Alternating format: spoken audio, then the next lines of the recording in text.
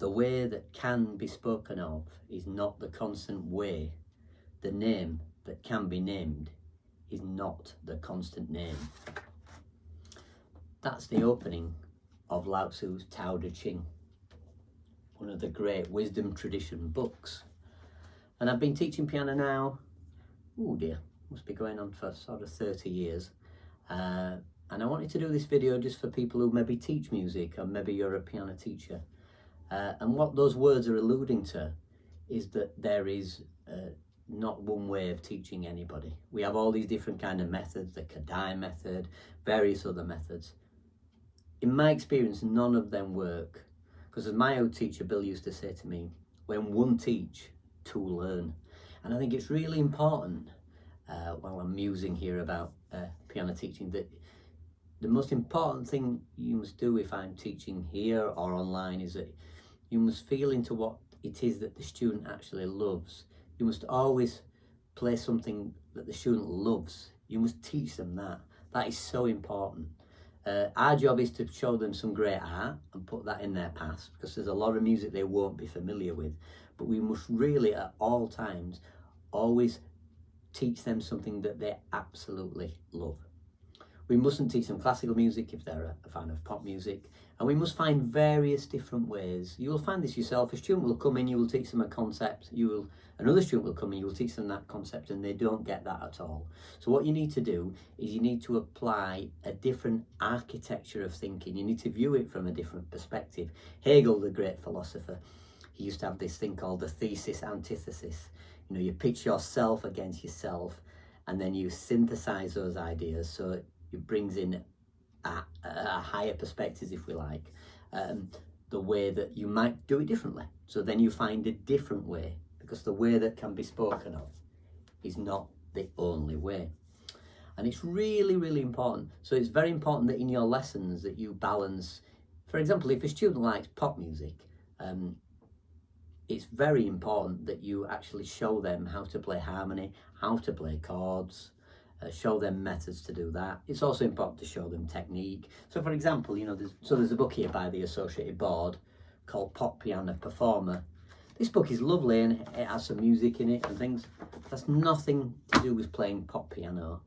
Pop piano is about chords, it's about listening. So in that instance, if you've got a student who's interested in that, you need to start doing oral skills, training the student, listening, intervals, spotting melodies, transposing melodies. You know, Happy Birthday is one I take through all 12 keys with my students. Really good training for them.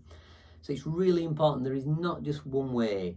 And I really stress that you don't just hold on to teaching the student one method. In my years of teaching thousands of students, I can honestly say I have never taught the same method to any student. It is always different. You might always have something at the substrate that you use, you know, a path in the forest, and you may go off and view certain things and come back, but it will always be different, and you must really always be attentive and always listen to the student. You are going to meet students that don't get on with reading music, and there is nothing wrong with that. I know a number of people, particularly very famous producers and musicians, who don't read music. And there is nothing wrong with that. They use their other skills, their intuition, their ears. So it's really, really, I can't stress this enough, that don't worry if the student is not a great reader of music. You know, some of the Associated Board jazz exams, the sight reading can be done by listening. And that's fine, because a lot of time as musicians, you listen to something and work it out. So don't worry if you have to play something and they have to copy. Do you want them to play music or don't you want them to play music? You know, some of the great musicians, Paul McCartney, they don't get on with reading music very well.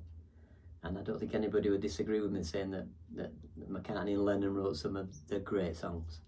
So, vice versa, don't be a teaching classical music and pushing chords on people that are just interested in playing classical music. And there's different ways you can do it. You know, if you're playing the Bach Prelude, if you're playing something like this, you can do what's called fate booking. Get the student to put the chords on. So if they are interested in pop music and classical music, get them to write the chord symbols above and work out the harmony. So this is just a few thoughts, but you find this in all the great wisdom traditions. You know, in the Bible, in the Upanishads, in the Bhagavad Gita, in the Masnavi of Rumi, you find it in all these wisdom traditions, and also in the great works of fiction as well. They're alluding to something far more than the words are themselves. As the philosopher Owen Barfield said, there is this residue within a word that means something more. You know, if I'm talking to a colleague about philosophy, and maybe we're both teaching philosophy, and I say to my colleague, what is John like at philosophy? And they say, well, John's good at English. They're telling me something, aren't they? They're telling me what they're telling me. Well, they're not. They're telling me they're not very good at philosophy. So there's this otherness to words, and there's this otherness when you're teaching music that you have to apprehend. A question opens a door, but an answer closes it.